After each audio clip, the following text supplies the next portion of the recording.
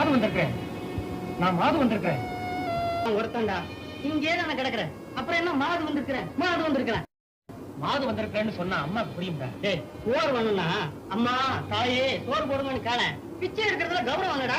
கோபிநாத், நீ சொல்றது எப்படி தெரியுமாடா இருக்கு? நான் ஏற்கனவே கிணத்துல விழுந்து தண்ணியை குடிச்சு செத்துக்கிட்டு இருக்கிறேன். நீ மேல நின்னுகிட்டு ஏண்டா மாது இன்னுமா நீ நீச்சல் கத்துக்கல அப்படின்னு கேக்குற மாதிரி இருக்கா? கோச்சுக்கிட்டாட்டா. சிச்சி, இதுக்கெல்லாம் நான் கோச்சுக்கிட்டா இன்னைக்கு இந்த நிலைமையில இருக்க மாட்டேன்டா. என்னடா பெரிய நிலைமை, இன்னும் பிச்சை தானடா எடுக்கிற பிச்சை. என்னடா சொன்னேன், என்னடா சொன்ன மாதுவே? இன்னொரு தடவை அவனை ஏதாவது சொன்னேன் உன்னை அங்கேயே வெட்டி பறச்சு போடுவோம் படவா.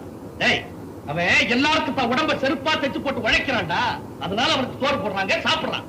அது மாத்திரம் இல்லடா, படிக்கிறான், பரீட்சைகளை பாஸ் பண்றான். உன்ன மாதிரி ஊர் சுத்துறதுல உதவாக்குற ராஸ்கல். போட, அவன் ஒண்ணும் சொல்லாதீங்க சார். போட உள்ள நல்லவன் தான் சார் அவன்.